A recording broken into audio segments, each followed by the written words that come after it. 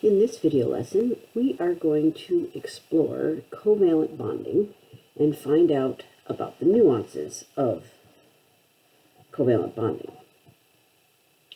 What is a chemical bond? To review, because we've already learned about ionic and metallic bonds. And if we're going to talk about these chemical bonds, these are they're a force that holds atoms together. And there's several ways that those atoms can be held together in an ionic bond. The metal gives up its valence electron to the nonmetal. They take on a charge, either a positive charge or a negative charge, and then those opposite charges attract. That's an ionic bond.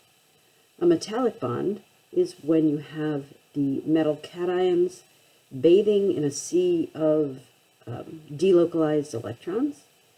And so that's how we describe what holds those metallic cations together.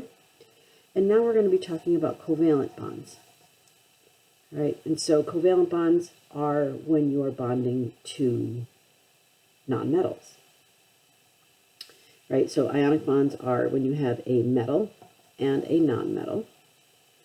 A metallic, obviously, is just metal elements, and a covalent bond is when you have nonmetal plus a nonmetal.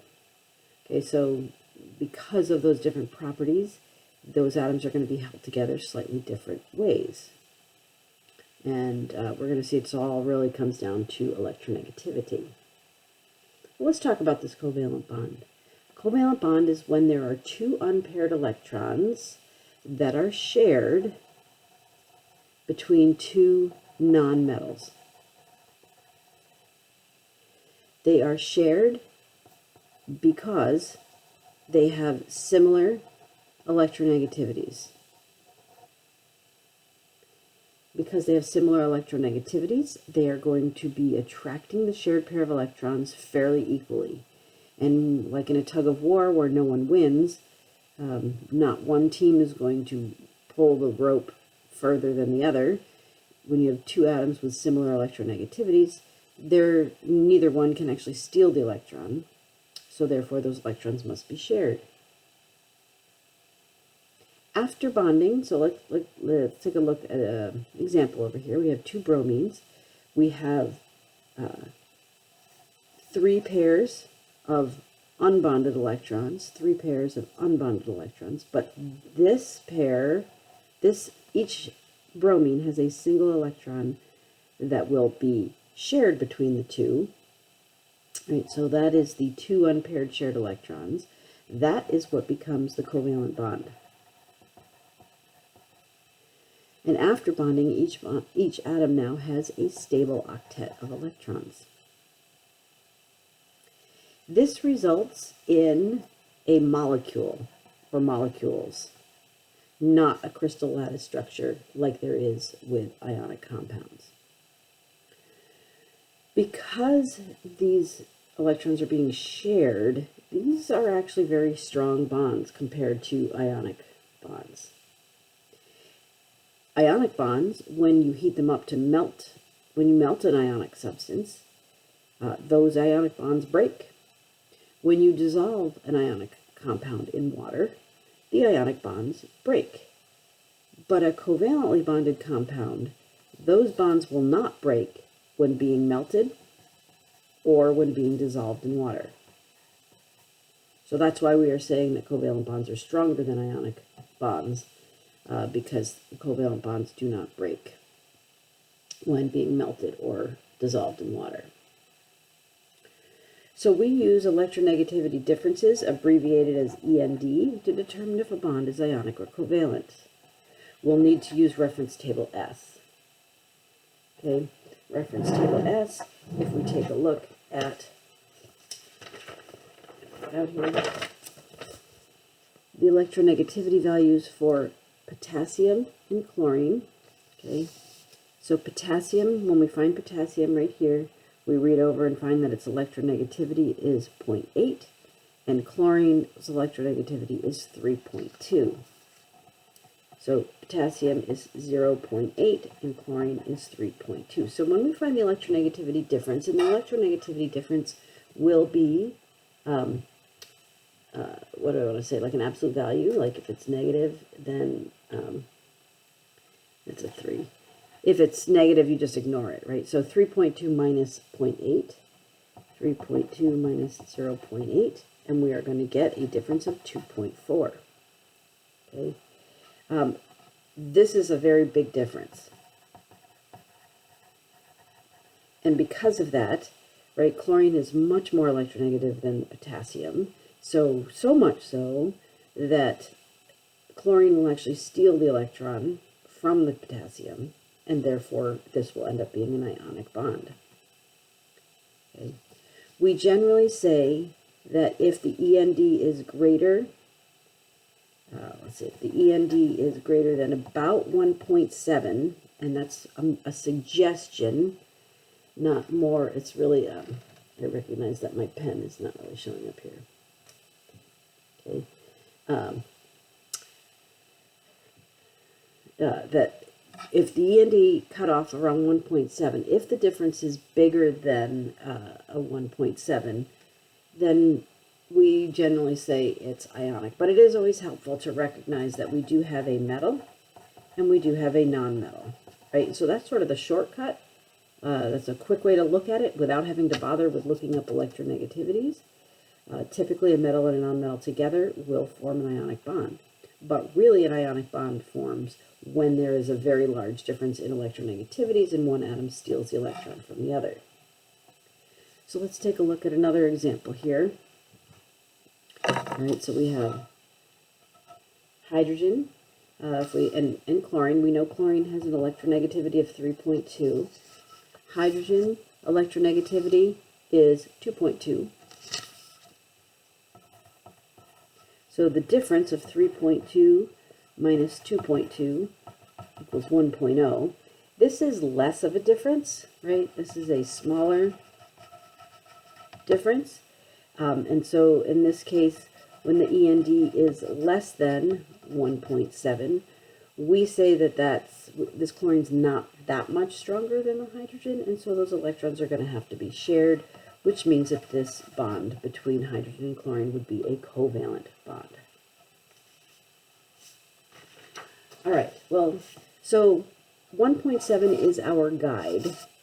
If it's greater than 1.7, it's typically going to be an ionic bond. Less than 1.7, it's going to be covalent bond, but there's still some gray area there.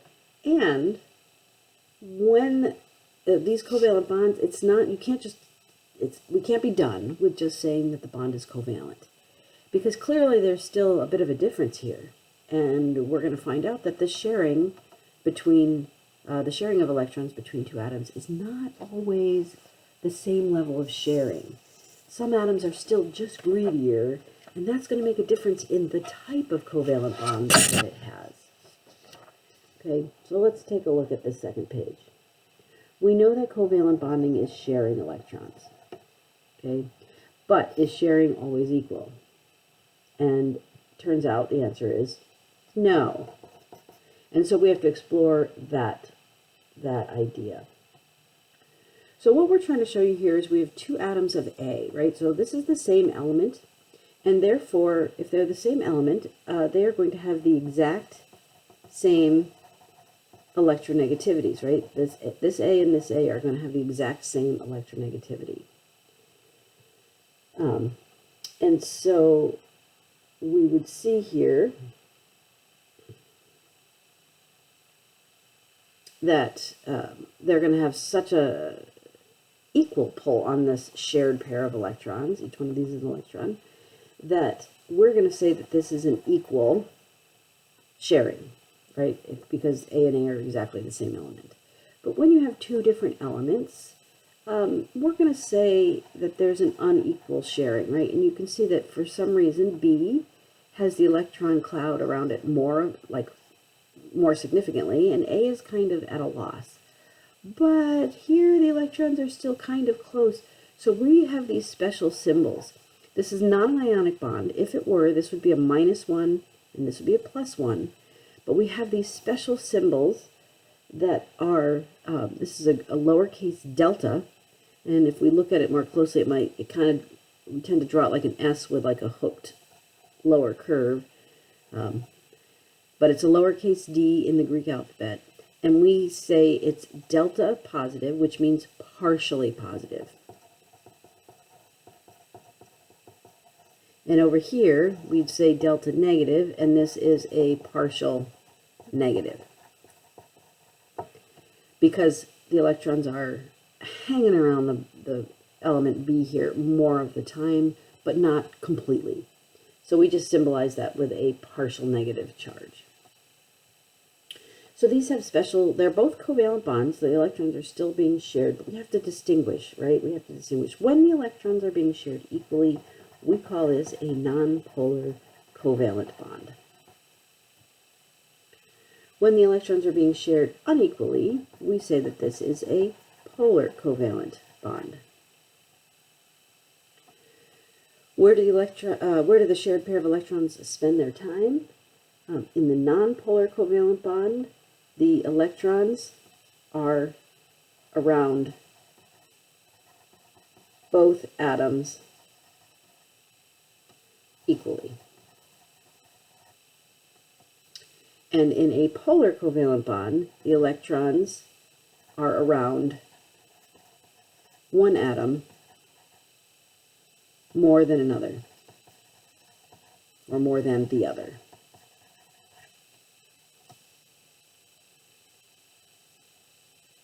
What property are we going to use to measure how strongly an element attracts a shared pair of electrons? Well, we know this. We've already been talking about it. It is electronegativity. And if it helps to abbreviate it as En, we can do that. So what's causing the differences in the sharing of the electrons in the examples above?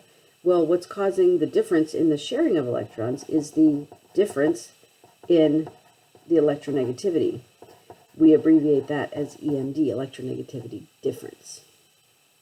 Where are we going to go to look up these values for these elements? We're going to go to reference table S. The END range, okay, if we say that the difference is between the two atoms is 0 to 0.4, that's a very small difference in electronegativities. This is very small difference, obviously. And when we say that the difference in electronegativities are very small, we're going to call this a nonpolar covalent bond, right? So these two boxes are bolded intentionally to recognize that they are, that's how you're going to identify a nonpolar covalent bond.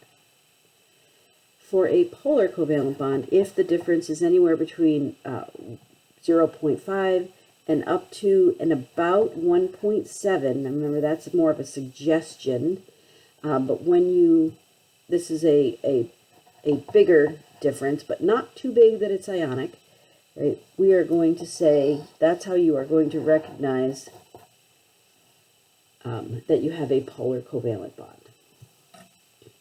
Okay, so let's take a look at an example. Got some lighting issues here. Apologize for the shadows. So let's take a look at an example. If we have H2, molecule H2, well, that's H and H. If we look up the electronegativities for hydrogen, we know it's a 2.2. But really, when we have the same element, we don't even really need to look up those electronegativities, because whatever the numbers are, the END is going to be 0. When the END is 0, you have a purely nonpolar compound, or purely nonpolar covalent bond, right? So this is the most equal sharing you can get, and therefore our conclusion is that H-H is a nonpolar covalent bond. And when you have that END of 0, that is the purest nonpolar bond that you can get. How do we model it? We're just going to say H-H. Okay, let's take a look at the example here for the polar molecule. Let's go with HCl. So what we have is H and we have Cl. We know the electronegativity of hydrogen is 2.2. When we come to look up chlorine, we are going to see that chlorine's electronegativity is 3.2. So this is an END of 1.0. And that's it, definitely nicely in that range.